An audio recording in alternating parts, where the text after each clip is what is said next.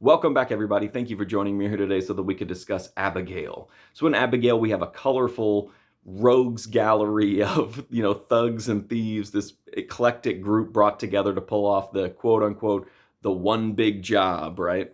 This is the job that's going to set them up for good, let them change their lives forever, pay out in the millions. And it's not even it's not a big bank heist. It's not some big involved espionage thing. It's not an art theft. All they have to do is kidnap a young girl who happens to be a ballerina, which means she's probably going to be polite and very demure. And so they have to kidnap her and basically babysit her for a night, collect a huge ransom, and that's it. Seems too good to be true, and of course, it turns out that it is. And once the evening begins, they realize that they're in for much more than they bargained for, and that this young girl isn't, just a ballerina daughter of a rich dude.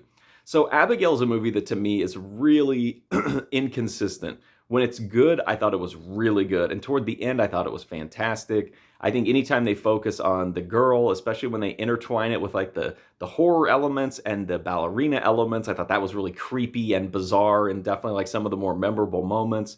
It's got some decent kills. It's got quite a bit of blood in it. But it's got a lot of slow sections, a lot of exposition that feels unnecessary.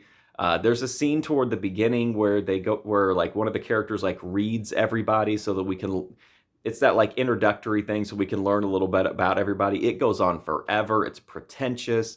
The characters are okay. They're kind of wacky and over the top sometimes, but I just feel like so much time was kind of invested into exposition that doesn't really come to any kind of fruition when there's this really great concept of this, ballerina child that's like going up against all these, thugs and thieves. And so I thought that's where the focus should have been. And when the focus is there, I think that's where the movie really shines.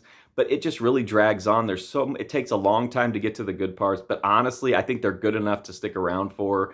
Certainly the last act I thought was really good. So I enjoyed Abigail. I wish it would have been more consistent. I wish the pacing would have been better. But overall, I give it a positive score. I thought it was I was definitely interested and engaged watching it. So if you're a fan of horror or, you just like to see ballerinas fight criminals, this is maybe your movie.